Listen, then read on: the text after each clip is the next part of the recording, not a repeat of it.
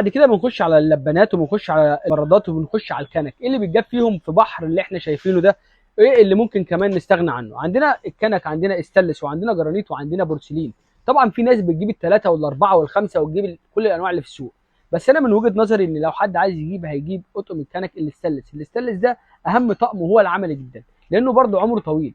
بعد منه على طول في عندنا الجرانيت. الجرانيت حلو قوي بس ليه عمر افتراضي. يعني الجرانيت يعني عمره الافتراضي من 7 ل 10 سنين وبعد كده بيبوظ. ده حاجه طبيعيه في الكنك بالذات، لانه مستهلك، وكمان الكنكه حجمها صغيره. فيفضل ان انا هجيب استانلس لو هجيب طقم واحد. لو هجيب طقمين اجيب استانلس واجيب جرانيت. هجيب 3 اطقم بقى ابقى اجيب البورسلين.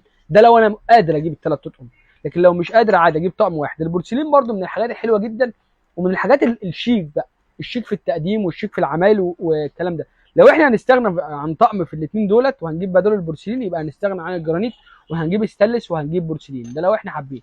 اما بعد كده بنجيب عندنا البرادات، الجرانيت والبرادات الاستانلس.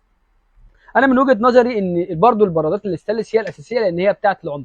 لازم نجيبها تكون تركي وتكون 18 ل 10. البراد لازم يكون القاعده بتاعته محمله زي ما انتم شايفين بالشكل ده، لان في برادات من غير قاعده خالص، ودي انا ما بنصحش بيها. البراد لازم يكون استانلس 18 على 10.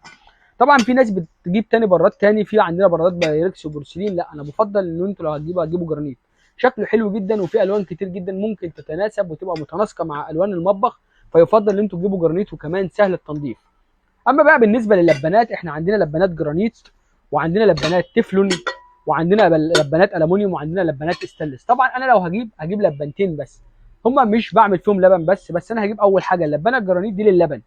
اللبانه الجرانيت دي للبن لان هي سهله التنظيف جدا جدا جدا، وكل الناس اللي جربتها في استخدامها في غليان اللبن هي لبانه ممتازه. دي بالنسبه للبانه الجرانيت. او اجيب لبانه تeflon، يا دي يا دي، يعني ما ينفعش اجيب الاثنين مع بعض. بس مع الاثنين دولت لازم يبقى يفضل ان هي يتجاب واحده تاني من الاثنين دولت، يا ستانلس يا الومنيوم. بس انا بقى ما برجحش الاثنين دولت في عمل اللبن، بس هم اسمهم لبان. بس انا هجيبها اضافيه بقى، يعني دي هستخدمها مثلا بدل كازروله، يعني اللي هو هعمل فيها كميه بيض كبيره اسلقها فيها. الالومنيوم دي لو هغلي فيها اعشاب او حاجه زي كده. بس هي المسمى بتاعها لبانه. يعني لو هجيب ما اجيبش الاثنين دول، اجيب واحده بس يا اما جرنيت يا اما تeflon، واجيب واحده بس يا اما ستانلس يا اما الومنيوم.